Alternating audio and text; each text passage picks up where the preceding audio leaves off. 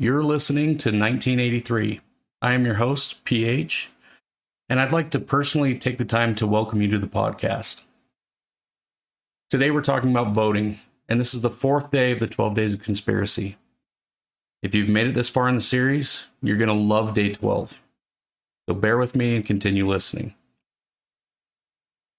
In the last few election cycles, we've had some problems with people wondering who actually won the election.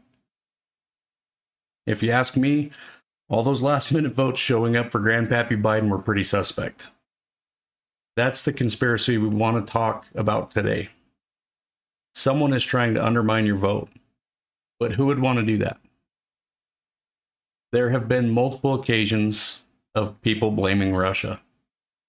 Yes, they probably like meddling in our elections. There are more than likely some really good benefits to influencing who wins. My take on it, though, is that this is probably a more frequent occurrence than we would realize. Many nation states invest some stake or another into our voting process. I don't think Russia is the only country to blame for this, and we have certain steps in place to try and prevent it. Although you'll never be able to prevent every attack, so keep that in mind. What if the people behind the most recent real problems aren't a known state? What if the people in charge are actually American citizens?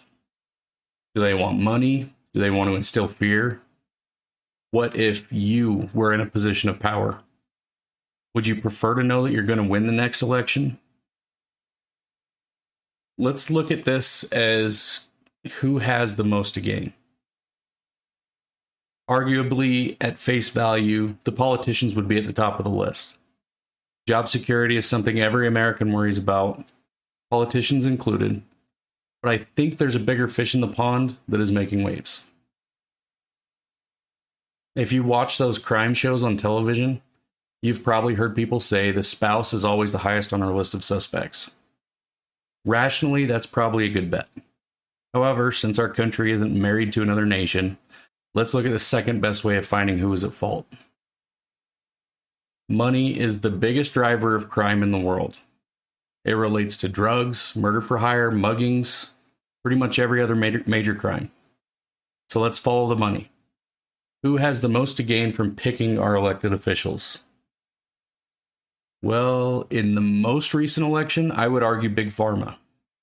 Pfizer and Moderna made billions, that's with a B, from producing COVID shots.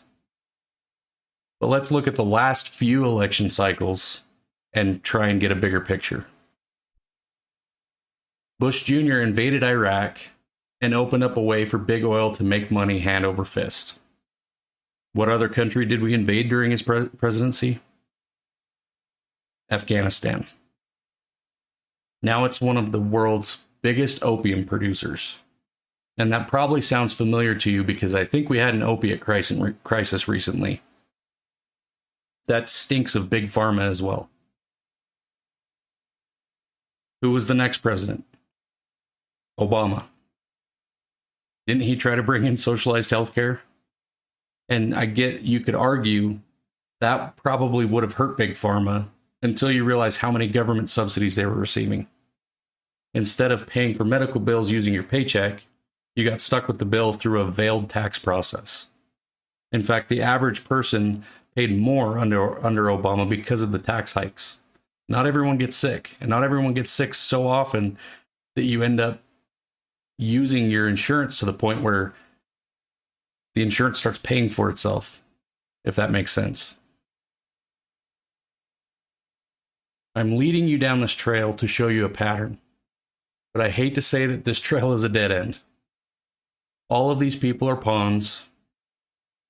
A lot of the money ends up leading back to the politicians through lobbyists and super PACs. Big oil, big pharma, all those other bigs. They end up buying the politicians.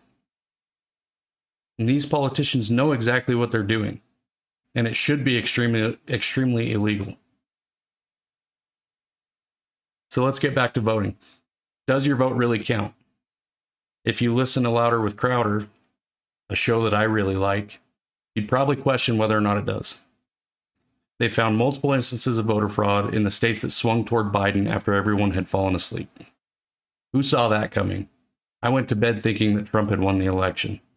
In fact, there's a lot of arguments to say that he did, but we'll put that aside. Long story short, yes, your vote still counts.